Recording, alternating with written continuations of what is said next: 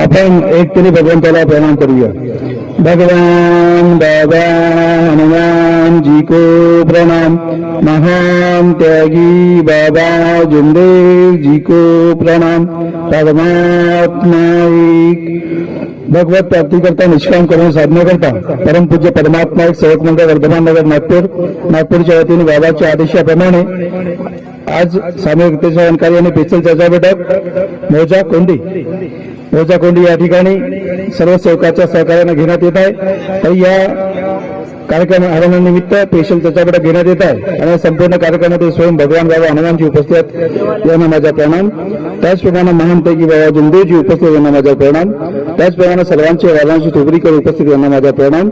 त्याचप्रमाणे आजच्या बैठकीत लाभलेल्या आजच्या बैठकीचे अध्यक्ष नागपूर निलडो हिंगणघाट पुरी येथील कृष्णाजी येल्लोरे बाबाचे सेवक आजच्या बैठकीचे अध्यक्ष, यांना माझा नमस्कार.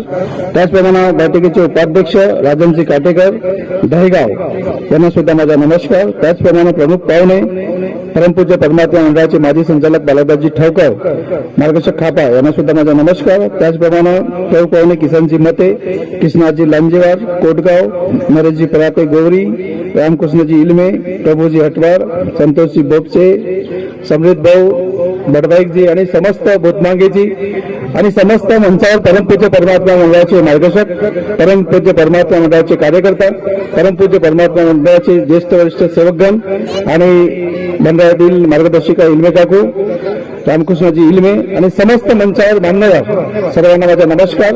आणि ज्यांच्या माध्यमातून हे कार्यक्रमात शोभा येत आहे या गावातील संपूर्ण सेवक सेविका बालगोपाल सर्वांना माझा नमस्कार. बैठकीचे विषय 4 तत्व 3 शब्द 5 मिनिट सेवकांना आलेले अनुभव या विषयावर बैठक घेण्यात येत आहे. तरी मला आजच्या बैठकीचे संचालन 2 शब्द बोलण्यास संधी दिली आहे, ते मी आपल्या अल्पबुद्धीप्रमाणे बोलत आहे. सर्वांना माझा नमस्कार. आणि विषय बरेचसे आहे, आताच वाटूचा आहे काय नवे सांगितलाय.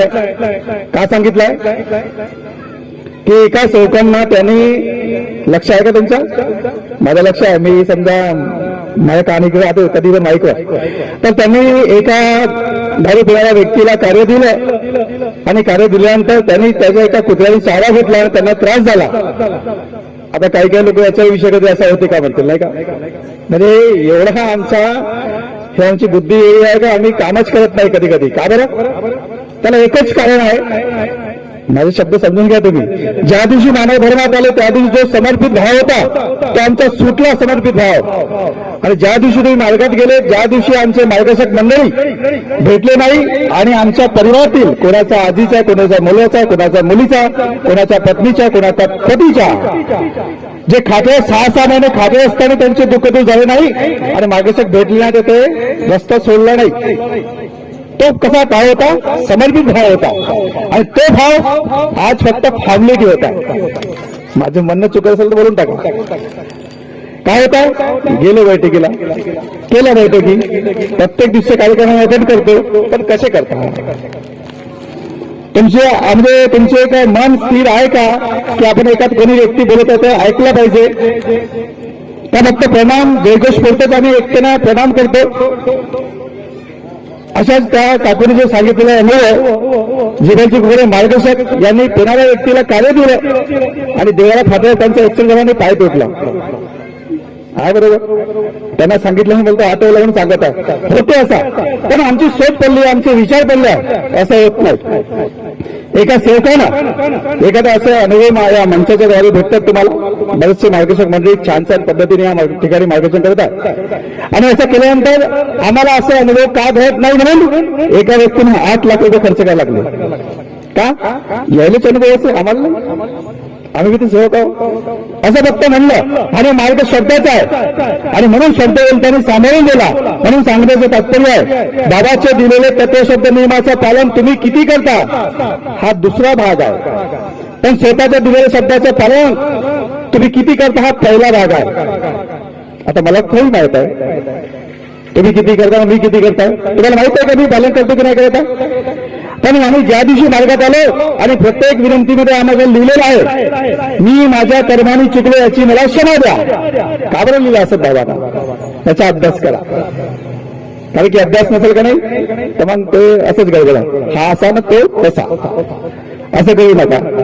सांगायचं तात्पर्य की परमेश्वर हा निरंकार चैतन्य सृष्टीच्या निर्माता आहे, बुद्धीच्या विधाता आहे. त्यांनी अख्ख्या जगाला बनवलाय. त्याच्या अर्थ आमच्या बाबांनी केलेलं जो तत्वशब्द नियमाचा आधार घेऊन स्पर्श करेल, आपल्या जीवनात आचरणात आणेल, त्याच्या केसाला धक्का लागणार नाही, पायाला काटा करणार नाही, असे आम्ही आमच्या बाबांनी दिलेलं आहे. आणि अशा बाबाला सोडून कोणतेही वेगळे कार्य करू नका. 365 दिवस आम्ही प्रत्येक माणसाला सांगत आहोत. फरक कुठे पळत आहोत? फरक इथं पळत आहे आमची क्षमता कमजोर झाली ऐकण्याची. आमची क्षमता कमजोर झाली ऐकण्याची. हा असा तो असा. पहिल्या दिवशी मार्गात आलं भेटण्याची आम्ही हे म्हणलं का तुम्ही तुमच्या कर्माने चुकले याची मला समाधान. काय म्हणलं? मी माझ्या कर्माने चुकलो. आणि बाबांना मी माझ्या कर्माने चुकलो याचा अभ्यास करा. तुमचा कधी अभ्यास करा असेल त्याचं उत्तर परफेक्ट भेटेल. जिरायची लोक सर्व मान्यवर मंडळी ना विशेष तुम्ही म्हणाल की बाबा असंच कावडतो गोट्टा. आजची परिस्थिती काय?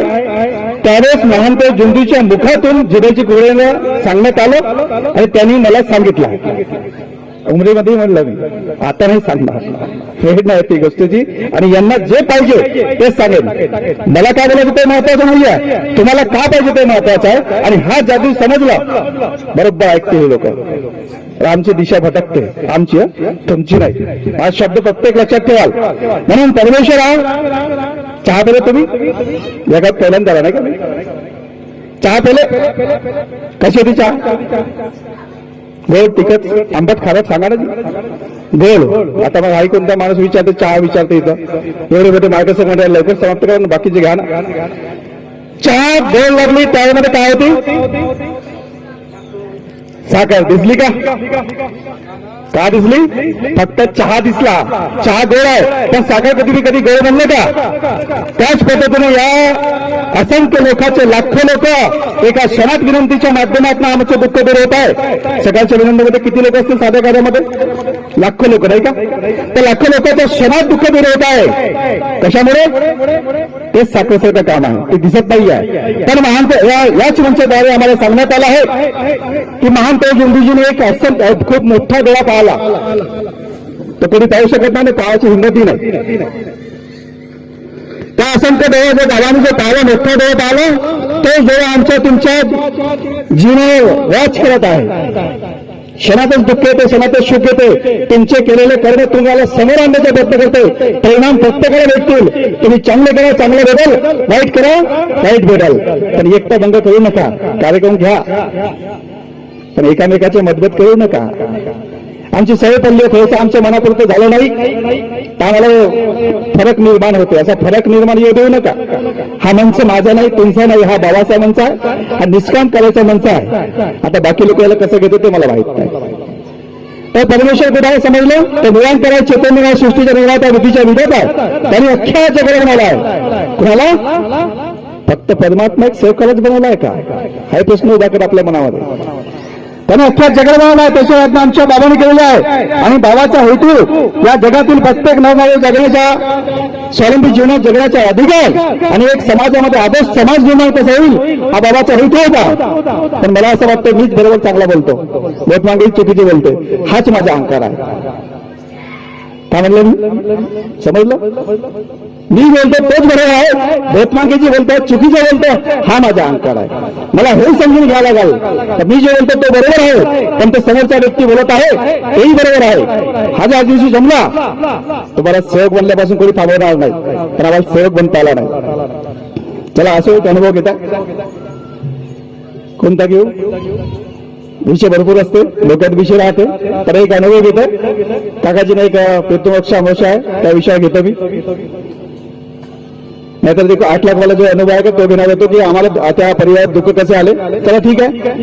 एक परिवार आणि परिवारामध्ये ते 10 लोक मंडळी या ठिकाणी आलेत. तुमचे आई वडील मानव धर्माच्या व्यतिरिक्त आहेत. थोडंसं मला वेळ कधी झाली तर सांगून द्याला. पुन्हा येऊ आपण, काही विषय नाही, पण वेळेच्या तुम्ही आटोक्यात बैठक संपवा. 10 लोक तुम्ही या ठिकाणी आहेत. तुमच्या आई वडील, कोणी मावशी, कोणी आत्या मानव धर्माच्या व्यतिरिक्त आहेत. अनेक वाले म्हणणे गुण आहे. हा अनुभव सांगेन तुम्हाला. आणि त्यावेळेस तुम्ही इकडून भगवंताचे कार्य चांगल्या पद्धतीने करत आहात, मला विश्वास आहे. तुम्हाला जेवढं जमलं तेवढं, मला जमलं तेवढं. पण गावाकडे गेल्यानंतर एखाद महालक्ष्मी येते, गणपती येते, दुर्गा येते, त्यावेळेस आमची गडबड कुठे होते काकू माहिती आहे का? त्या बाया मंडळी सहवास तिकडचे असते, आई वडिलाच्या कडे सहवास असते आणि त्यावेळेस गणपतीचे विसर्जन असते की नाही? तुम्ही जाता ना कार्यक्रमाला? ती जमत नाही आपल्याला जाता ना. मग जाताना विसर्जनाच्या वेळेस काय होते? बेटा म्हणते रांगोळी टाकून दे म्हणते. काय म्हणते? आता गणपतीच्या विसर्जनाला रांगोळी टाकून दे, तर आमचे सेवकीन लोक रांगोळी घालते, पाठवून म्हणते नाही का? हे करू नका. कारण की आम्हाला आमचा मानवधर्म आम्हाला समजला तर त्यांनाही सांगायचं आहे, पण आम्हीच नाही समजलं तर काय होतं? कोणी ते मोदकचे प्रसाद काही नाही, पण ते प्रसाद नाही तेव्हा समजून खाऊन टाका. नाही ना, चळवली दान केलेली खाऊ नये. हे बरेच जुने लोक आम्हाला सांगत होते. आता माहित नाही, आता तो फरक वेगळाच आहे. हा सांगतो तसाच दिसतो आम्हाला. तशा वेळेस हे करू नका. बरेचसे विषय तुम्ही समजून घ्या. नाही समजलं मार्गदर्शक मंडळींना विचारा, तुम्हाला ते गाईडलाईन करतील, तुम्हाला समजून सांगतील. एका ठिकाणी एका बाईचा अनुभव असं घडलं. जुनी घटना आहे, 25-30 वर्षाच्या अगोदरची घटना. जीवनजी गोरे यांनी सांगितलेलं अनुभव त्यांच्या मार्गदर्शनाच्या माध्यमातून. एक बाई रात्रीचे 12 वाजले, मेलेली बाई रात्रीचे 12 वाजले तर आवाज द्यायची की मला जेवण पाहिजे, मला ताट पाहिजे. कोण म्हणत आहे? असं कधी होते का? होईल ना. महान तेव्हाची भावाची कृपावरील महान आहे, काही साध्य होऊ शकते. फक्त तुमची निष्काम कार्य पाहिजे. निष्काम कार्य कधी असतील, तुम्ही जे म्हणाल ते भेटाल. मला तर भेटेल कसं आहे? तुम्हालाही भेटाल, मलाच नाही तुम्हालाही भेटाल. आणि बाबाचा प्रसाद आहे, कधी होणार नाही. त्या बाईचं रात्रीचे 12 वाजले आणि रात्री 12 वाजल्यानंतर ती यायची आणि दरवाजाचा आवाज यायचा आणि जेवण बघायची.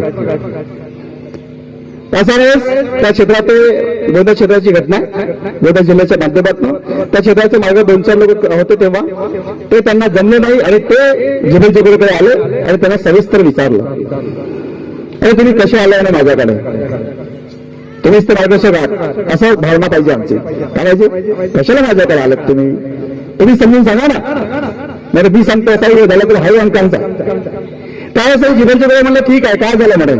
तर म्हणजे रात्रीच्या 12 वाजता आमच्या घरची पत्नी मरण पाहिलेली आहे, ते रात्रीला येते, जेवण मागतो, दरवाजा आवाज येत आहे आणि आमचा परिवार घाबरत आहे. तर का कसं केव्हापासून करत आहे? तर तेरवी झाली त्या दिवसपासून. का बरं? समोरच्या व्यक्तीनं तेरवी झालं तर का केलं नाही तुम्ही तेरवीमध्ये?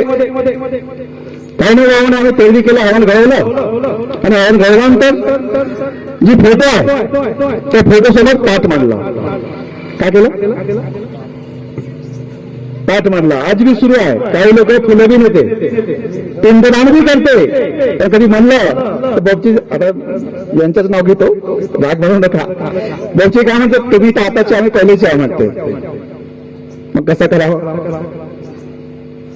फरक आहे बाबचीजी. मग मला सांगा की त्याने मग म्हटलं गावे हाच तर चूक आहे म्हणून तुम्ही मेलेल्या माणसाला ताट दिलं, मग काय केलं म्हणे ताटाचं? कोण खाल्लं म्हणून? गाईला दिलं म्हणे. आता गाईला तुमच्या आता की दुसरा प्रश्न गेला असेल, मग घोड्याच्या ठिकाणी आपण बैलाला ताट दिलं होतं, अरे तो त्याच्या निमित्त झाला ना. पण हा त्या हवनानिमित्त जे हवन घडवतो त्याने हवनाचा ताट हवना जो व्यक्ती आहे तो खातो. पण मेलेल्या व्यक्तीसमोर कधी फोटोसमोर ताट ठेवलं, ही घटना घडली आहे बरं. पण सांगतो काय कल्पना आहे ते तुम्ही विचार करून टाका. त्यामुळे त्याने मला मनुष्य म्हणून ते बाई मागत आहे. तुम्ही एक काम करा म्हणे, भगवंताला विनंती करा, आपण जुने विचार सर्व पूजा बंद केला म्हणता म्हणे. तो शब्द पुन्हा झाला आणि जा म्हणे. आणि त्यांनी खरंच ते जे मार्गदर्शन केलं त्या मार्गदर्शनाच्या माध्यमातून त्या बाईचं ते रात्रीपासून येणं बंद झालं आणि तिला मोक्ष मिळाला. अरे आम्हाला सांगायला पाहिजे की भगवान बाबा हनुमानजी तसंच महानतो जिंदगी, माझी पत्नी, माझा मुलगा, माझा पती, जे काही तुमच्या घटना घडल्या असेल की तुमच्या समाजात विलीन झालं, त्याच्या आत्म्याला शांती द्या. हा फक्त शब्द त्या हवनात पाहिजे, मोक्ष द्या. आणि फालतूची गोष्ट करतो आणि मग प्रसंग येतो आमच्या समाजावर विशेषाच्यावर. तर सांगायचं तर माझा हे आहे की मानव धर्मामध्ये सर्व काही जन्मापासून ते मृत्यूपर्यंत आपल्या प्रत्येक गोष्ट बाबांनी सांगण्याचा प्रयत्न केलेला आहे, पण आम्ही समजलं नाही. फक्त कसा केलाय, महान तो जिंदीच्या मानव धर्माची शिकवण बाजूला आम्ही आपल्या नुसार वागण्याचा प्रयत्न करतो आणि मग दोष देते, मग भगवानच नाही म्हणते. आणि सुख कधी भेटला तर मायातच नाही, महापाशीच आहे म्हणते. मग असंही खेळू नका. परमेश्वर हा निराकार आहे, चेतनाला सृष्टीच्या निर्मात आहे, विधीच्या विधाता आहे. त्यांनी अख्ख्या जगावर त्याची आज्ञा आमच्या बाबांनी केलेली आहे. ज्या पद्धतीने तुमचे साकार चाहत दिसली नाही त्यापर्यंत शक्ती दिसत नाही, पण तुमच्या आजूबाजूला चाहे लक्षात ठेवा आणि असे कार्य करा.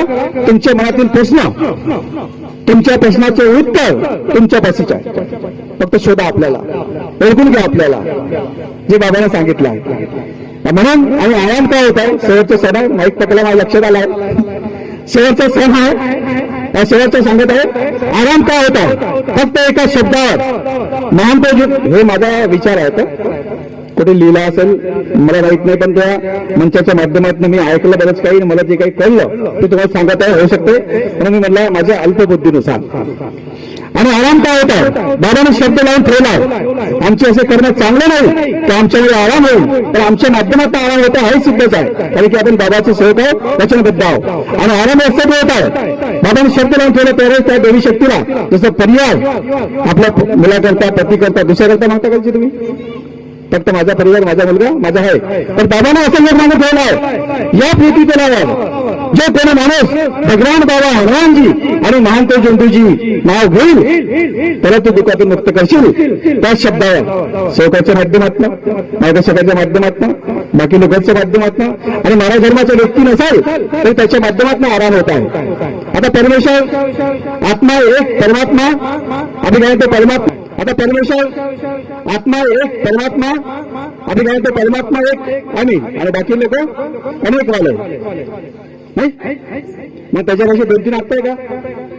ज्या दिवशी तुम्ही मार्गात आले, मार्गदर्शकाच्या घरी आले, मार्गदर्शकाने काय केलं, बाबाच्या शिकवण्याचा विचार दिले, तुमचे विचार बदलले. आत्मा बदलले का नाही, विचार बदलले. तेही लोक त्यांच्यापासून आत्मा परमात्माचा अंश आहे, आमच्यापासून बी आहे. फक्त आम्हाला गुरु भेटला म्हणून ज्ञान भेटला आणि ते लोक वाट पाहत आहे. फक्त या माईकद्वारे सांगा त्यांना समजून की परमेश्वर कुठे, परमेश्वर निरांकार आहे, चेतना सृष्टीच्या निर्माता आहे, विधीच्या विधाता आहे. त्यांनी अख्ख्या जगाला बनवलं आहे, त्याच्या आज्ञा आमच्या बाबाने केलेलं आहे. ब्रह्माने मला हरकत नाही, पण याला कधी नाही जमाल. तुमच्या आईनं कधी मार्गात नसेल कधी विचारलं तुमच्या मार्गात परमेश्वर कुठे हे कधी कळाल, आई तुझ्यात आहे म्हणा, नमस्कार घ्याल. तुमचा विरोधी कधी जीवनात राहणार नाही, पण ते आम्हाला जमलं नाही. याच्या प्रसंगी मला बोलवलं. भूतमागेची संपूर्ण पोपचीजी यांच्या संपूर्ण सहकारी टीमला त्यांचं मी अभिनंदन करून